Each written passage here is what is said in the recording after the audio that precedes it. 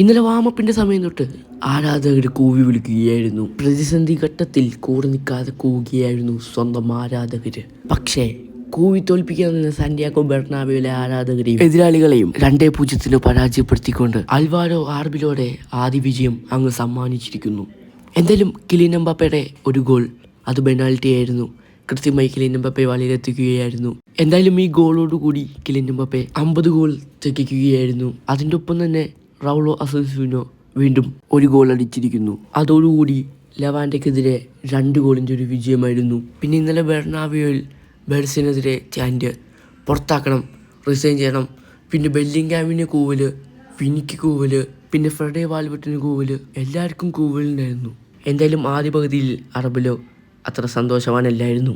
പക്ഷെ രണ്ടാം പകുതിയിൽ കാര്യങ്ങൾ മാറി മറിയുകയായിരുന്നു. എന്തായാലും 58-ാം മിനിറ്റിൽ സ്വന്തമായിട്ടൊരു പെനാൽറ്റി വിൻ ചെയ്തുകൊണ്ട് കിലിയൻ എംബാപ്പെ ഗോൾ കണ്ടെത്തുകയായിരുന്നു. 65-ാം മിനിറ്റിൽ ഹൂളറിൻ്റെ അസിസ്റ്റിൽ നിന്ന് റൗളോ അസൻസിയോ ഒരു ഗോൾ കണ്ടെത്തുകയായിരുന്നു. എന്തായാലും വീഡിയോ ഇഷ്ടപ്പെട്ടാൽ ലൈക്ക് ചെയ്യുക, ഷെയർ ചെയ്യുക, സബ്സ്ക്രൈബ് ചെയ്യുക.